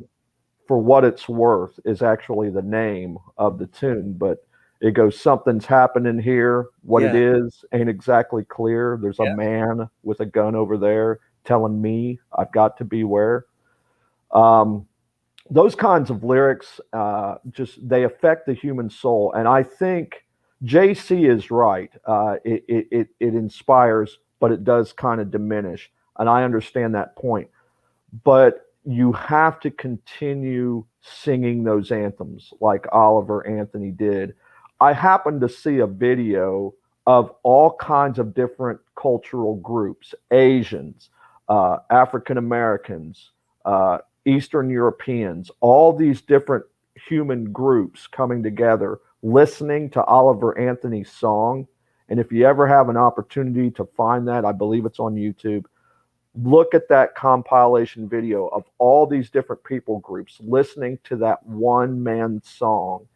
And there's some of them big, tough looking African American guys bawling, crying.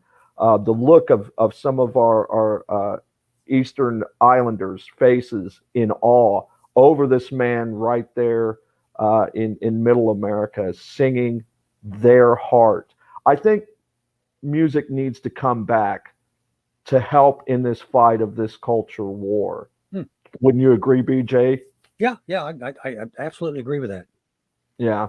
So I think that's just something powerful that is another arrow in our quiver. But also, like JC, having the fortitude to go out and just teach people truth, whether it be Christian truth or truth about the ineffectiveness of masks or the reality of the vaccines that's being administered and what it's doing to our culture as humans all around the globe. Just speak, because you might have a Julian in your hearing. Don't be afraid of his look at the onset of him, because as our dear brother JC testified, JC talked about how Julian was fearful at first when he came to the garage, but then he went and took his little boy to get a haircut so that he could show up Yeah. and attend that service. And then he contributed by reading not just verses, but chapter. Julian did. America, we have got to go, as BJ says, on the offense and stop sitting down, whether it be in a pew or in a representative state capitol office. Get out to the people. I'm about to go out in just a little bit to do the very thing, which is what I do. I wear a Jesus Saves hat at my job. I engage in conversations about the Lord Jesus Christ regularly. Wonderful conversations. Some have questions, but most of them are there to get their product that I offer them at my place of employment. But guys, you can be part of the actual change. You can be part of it, and you can sit knowing the Father of lights, that's what James called him in the book of James, used me today to speak truth. It's an awesome way to live, and it's really been helping me lift me out of some of the holes that I've gone through in my past. So I just wanted to say that, BJ. Remember, put the Bible back into Christianity, Christians, not just theological ideology. Put the scriptures back and see what happens. Thanks, BJ. Yeah, I got a question for you, and I want to bring Betty on. Sure. Is it Oliver Anthony? Is that fellow's name? Oliver Anthony. If he had a song that proclaimed what we can or should be doing to change all the woes that we have, do you think it would be a bestseller as well as what's going on now, or do you think there'd be a difference? It would try to be canceled, as we've seen, because there's a hierarchy that's governing our media. But if it does break through, I think it would be a bestseller, BJ. I think it would be. If it was from his heart and resonates what we feel in our hearts, yeah, it would be a bestseller.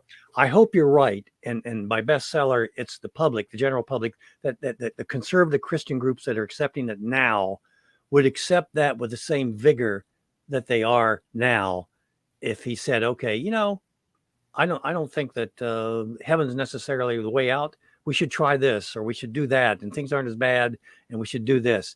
I would hope and pray that you're right, but I'm kind of a little curious about it now.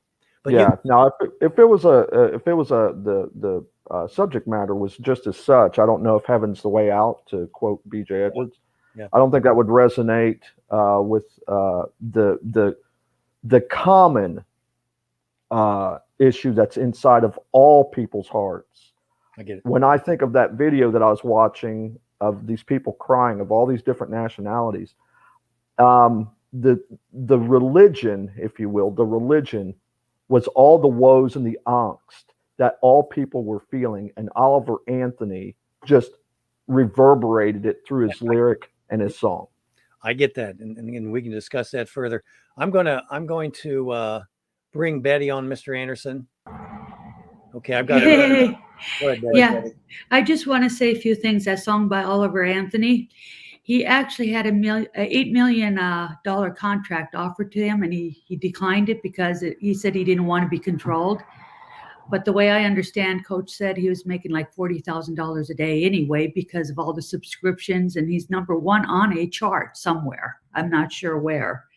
And Jeff, I love what he does. Julian, I was just tickled. I prayed over him. It was great meeting him. I'm just so glad he gave his life to Jesus, because now he's going to be a doer instead of a taker, And also, me and Tracy went to Cambridge with We the People. I think they're from either Marietta or Cambridge, and stood outside for 2 or 3 hours yesterday. And one thing I noticed, we had a lot of toots, especially from the truckers. The truckers, they know what's going on, because they know if this country goes down, they're going to go down, and, we're going to be really in bad shape. But the number one finger that we'd get, was usually from young guys or just men in general. And I told Tracy the only reason they're doing that is because they run around with every Tom, Dick, or Susan, Jane, and who knows. They're running around having sex, and they don't give a hoot about the girl's feelings and about that baby. They just want to enjoy their time. So I really appreciate them having that sign waving thing. And I appreciate Jeff Klein for what he does. I really enjoy that. I wish I didn't live so far, because it was almost 11 o'clock when I got home. But I'd come every week if I was living closer. But thank you for what you do. And thank you, BJ, for what you do. God has you where you need to be, Betty. And it's like, why are we all so spread out? Why aren't we all in one? But that isn't how he's trying to work with us right now. And Mr. Anderson, I'm going to bring you on. What kind of toots was Betty talking about? Your toots, or do truckers do a different toot?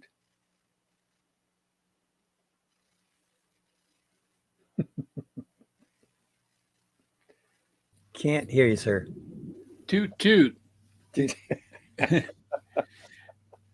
ahead. I'm sorry. I was trying to figure out how to bring on Oliver Anthony so you could see some of the lyrics, but so I was doing producer stuff at the time she was talking. I get it.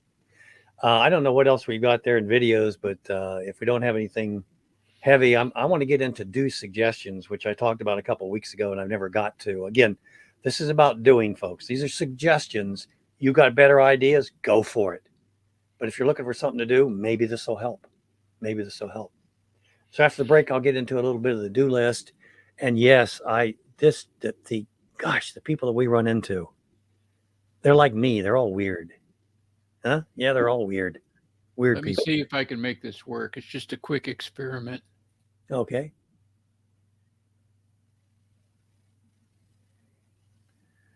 Okay.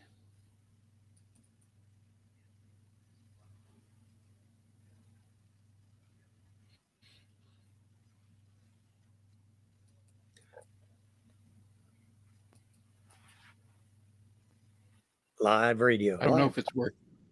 Yeah, it's fun. Can't hear anything yet. Oh, I will not do this. Okay. Can you take us? I thought I could. Yeah, I was trying to get it there, but something to practice. Very good. Very good. BJ Edwards along with Mr. Anderson. This is your last call. Do radio, folks. Faith, discussion, and so much more. Last call with BJ Edwards.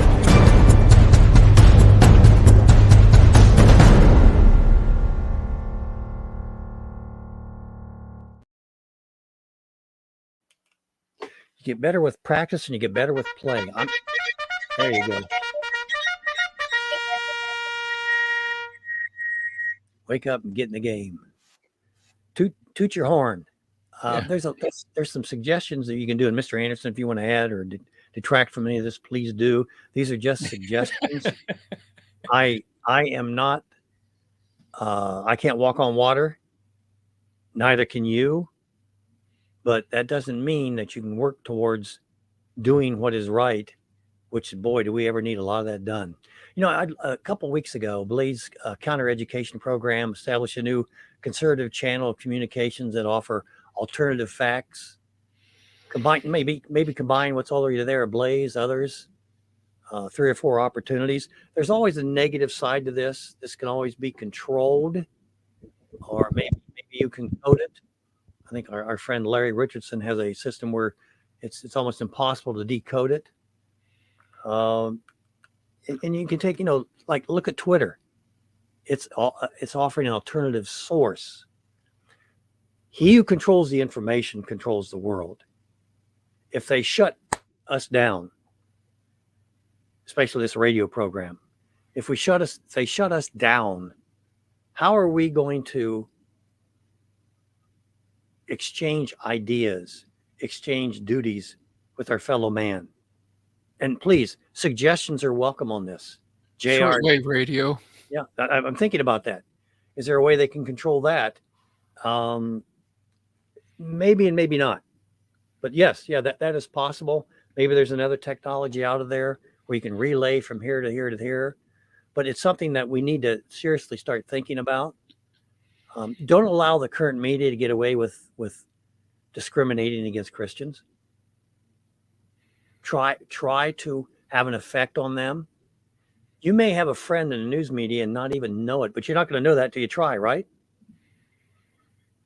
I found out a long time ago when we were doing this issue with a church, or outreach to a church, that there was a news media person or two that they were receptive to our cause. They're there. Now they're going to have to be a little stealthy, but they're there. Well, they're news people. And maybe just talking with the news person might get them to start thinking. Again, I wouldn't take the ball bat to them, but you can always. Jesus did a lot of question asking, very, very effective. Sometimes rhetorical, sometimes not. But you got to get out of the house, folks. You got to get out of the house, onto the streets and into the game. Now, some of you that isn't physically possible, but you can encourage and help others do that. You have Write letters. Write yeah, letters. yeah. What you have Real, family members. real letters. Yep. Yeah, call them daily, weekly, hourly if necessary. Hourly. All right. Don't demand, again, just indicate to them that what they're doing doesn't necessarily make sense. Don't even use the word doesn't make sense. Just ask about this and look, like Columbo. One more thing is what he's one more thing. And he would ask a question which is really rhetorical, but it got that individual to think, uh-oh, I've been caught. And by the way, you may not be able to do that the first time you go out, but I can guarantee you that at times, if you continue to do that, you will do it. It's kind of like me reading the Bible and trying to prove it wrong. And I did that for 6 months. And I was working away at it and I was challenging it. But at the end of 6 months, what I started using was the wisdom of the Bible. And I didn't even know I was doing it. And then like, wow, where did that come from? And then I go, yeah, I know where that came from. But by practicing, sometimes practicing something bad like I did, or trying to prove something wrong that's right is a great way to do that. Call J6ers patriots, call them heroes. And if you get a chance, tell them why, or tell them talk about them. Bring them up in conversation. These are people that are being persecuted. When we talk about persecution of the church, let's not forget about the patriots. You know, Trump's getting a lot of attention, but there's tons of people that have supported him and surround him that are being persecuted. Okay, Trump was arrested and fingerprinted and mugshot, but that's not who we are. I'm sorry. That is not, come on. Is this America, really? That is not who we are. And if you get any message at all, send that message. Really? Is that who we are? Go ahead, Mr. Anderson. I had to get that out. It's not who we are. Maybe I think a lot of problem in America is we forgot who we are and we're letting other people tell us who we are. Good point. We're walking around in circles, and we forget that morality is based on biblical principles, and we even deny that because we're told that we're not what we are. We got to take that stand and remind people, free the J6ers. These people, I think in Atlanta, 19 people besides Trump were indicted and brought in for arrest, including Rudy Giuliani. Now, I don't know, I don't care what people think about Rudy Giuliani, but you look at his record in New York as a mayor, and having been in New York before Giuliani and going back and visiting after, that man did wonders in New York City. He cleaned it up. He made it better. And when we're looking at our major cities in total decay, San Francisco is unbelievable. And I don't know if people know what that city looks like, but the streets smell like urine. The stores, people just walk in and take what they want and walk out. Literally, it's not an imagination. This is happening. And we had a mayor like Rudy Giuliani get arrested. It's not who we are. Hey, JC wants to give a word or two. You got 30 seconds, JC. I'm just kidding. Go ahead. Hey, I think next weekend when we go to the square, I'm not real good with technology, but I want to get it set up to where I can play that good old boys folk song for America up on the square. And in 2 hours, I can probably play that thing 3 or 4 times. But then I think what I'm going to do is I'm going to add a couple signs. We'll go down to the print shop and have them make me up some nice signs out of the white poster board with the nice print on them. And just the question on there is, do you trust your government? Have maybe 2 or 3 of them. Then I'll have 2 or 3 other ones that say, Do you trust Jesus? And just Amen. mark Amen. that on the public square. That's all we got to do is start with something simple like that. And you'll get people pull in that hate the government, or they're going to pull in because they hate Jesus. It's like, we'll just get them both ways. But we'll probably have 20 to 40 people on that square next Saturday, I'm hoping. So between the sign and between the playing of the song, I'd imagine you're going to have a lot more than that, JC. I'll try to get down there, brother. we're going to have some preachers bringing some fire brimstone. It is.